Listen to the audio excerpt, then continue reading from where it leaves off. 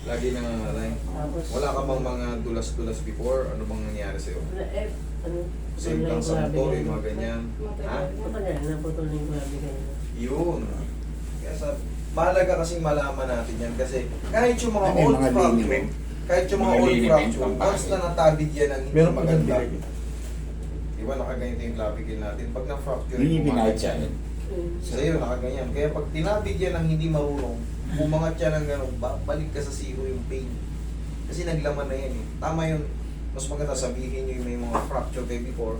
Kasi isa rin yan sa mga dahilan ng mga pagsakit-sakit ng mga nakarugtong.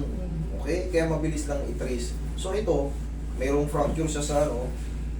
Ito, siya. Dali ah. Tingnan natin po. Ito, putol talaga to. Dapat yan, walang kanto. Eh, may kanto to, putol talaga.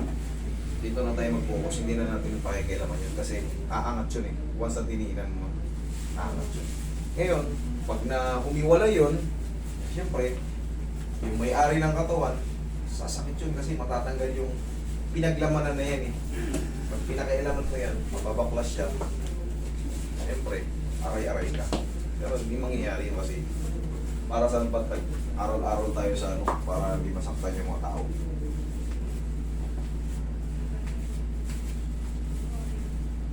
Ano niya, kapagsintas na rin mga Ano ulit? Ulit? Ano sabi mo? kapagsintas ulit, maayos na yung dinig. Okay lang yun, yung difference. Habang tumatagal yan tayo, hindi kayo dadalhin yan dito na hindi niya ako kilala. Hindi yung lagi kong ginaganito dapat. Very good. Sige. Tayo ko to.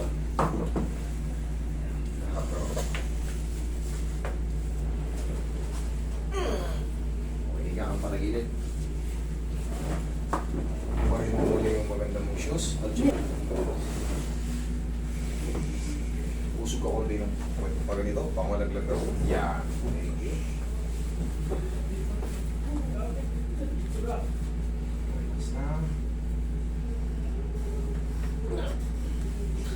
Kabilang side.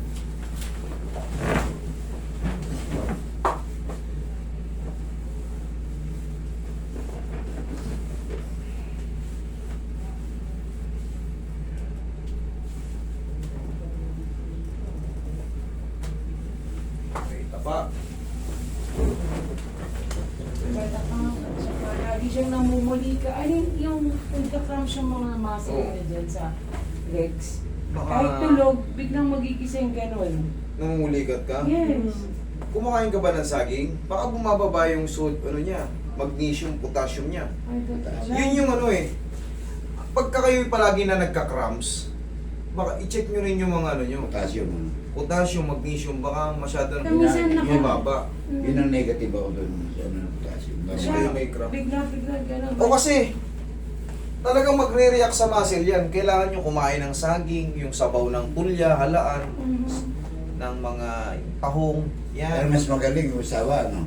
Saba, yan, okay yan. Sawa? Saba. Oo, saging nga. Saging saba. Saging. Para makabawi yung mga ano nyo. Kasi pag nagbabay kami, saging sa baba namin. Correct, para sa yung flexibility ng muscle at tendon. Pagka gano'n na nararamdaman yun, tulog kayo, pinupulikat kayo. Bigla. Eh, ang sakit pa naman yan, yung wala kang kalaban-laban, bigla kang Oo, pulikate. Talaga. Ganun. Pero pinaka the best yan, in case of nandun na sa panahon na yun, kunya natutulog kayo. Dati ganyan din ako nung binata ako eh. Tulog ako. Ganun. Ang gawin nyo, iabot nyo yung paa nyo sa edge ng kama. Iganyan nyo lang oh. Tisin nyo lang yun. Pero saglit lang yun. Kailangan lang ma-straight nyo yung paa nyo. Huwag yung tutupin, aray. Huwag yung gaganyanin. I-stretch ko rin. Mas lalo kayong mapipilay. Gaganyanin nyo lang siya. Pero kailangan siyempre, pag nakadapa kayo, tumihaya kayo. Straight nyo lang. Yun ay pinakasagot doon. Tapos siyempre, kahit pa paano, Awa ako sa kanya kahit tulog, biglang Oo, naisip ko ano eh. Kailan may upuan lagi. oo, ito, tignan mo naman yung mat. Yan. Kaya pala nagka-cramps eh. Tignan mo, hindi na proportion. Tignan mo rito lubog, tignan mo rito lutang. Hawakan mo yung muscle niya. Bukol-bukol. Yan yung ibig sabihin, punong-puno ng muscle spasm. Yan, sasabayan ka pa ng ano niyan, yung parang To, Varicose vein. varicose vein, isa rin yan sa masakit. Pero huwag yung didiinan yan ha. Ganyan ang massage yan. Ang massage yan, para ka lang naghahaplos ng bata.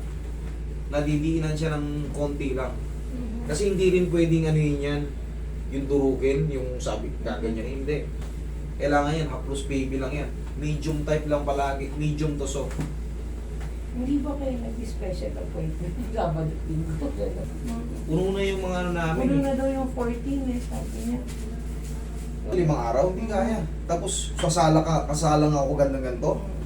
Kamusta? Galaw-galaw mo parang gumaan. Meron siyang Lumuwa. pain, pero hindi ka mukha ng biglaon. Oo. Sabi naman niya mga 7 days. Ganun lang naman yan. Yung mami naman niya, tugod naman sa master ang ano, kaso hindi namin alam. Kailangan paano mag-sacrifice na kayo ng ano, Magdadala ng araw, dito. ng ano. Sabi mo sa ninang para sabay na. Kailangan talaga mag-sacrifice na kayo ng ano, kasi hindi ako pwedeng mag-adjust sa inyo eh. Oo nga po, alam. Eh, Kasi kasi dami kasi ngayon, alam mo, pagkor, nako. Nasa casino kasi.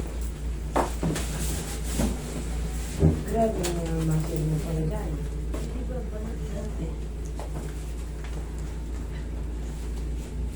Sabihin ko lang.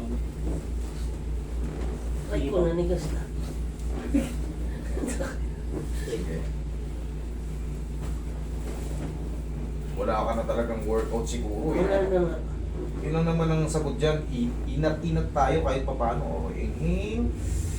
Exhale. Yan, hanggang balon yan. Diyan ka lang tol ha. Ganito ang magiging, kasi kanina hindi mo nakita eh.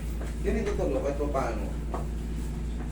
Ikaw, kabinado ka, wala ka ng mga workout lang. Kahit 1, 2, 3. Iba na kasi yung muscle mo. May matitigas, may malambot din.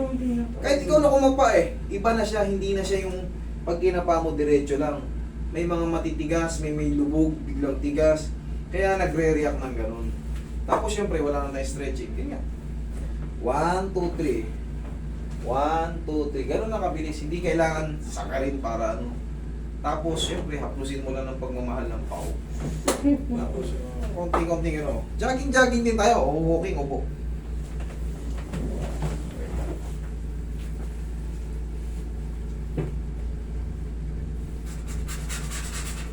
Tsaka unti-unti kang bumibigat tol. Alam mo na, bawas-bawas tayo ng timbang. Totoo. Mentras na pabigat tayo ng pabigat, tapos walang direksyon yung muscle natin, magre-react yan.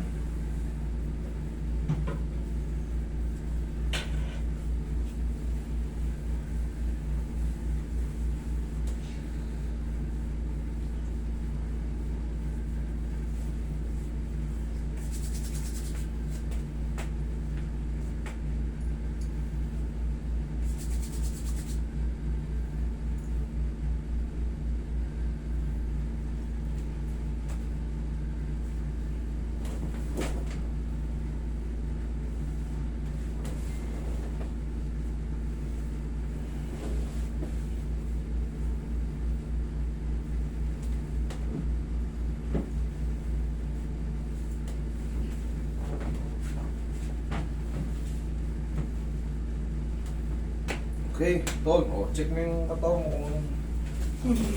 Basta man. Okay, thank you.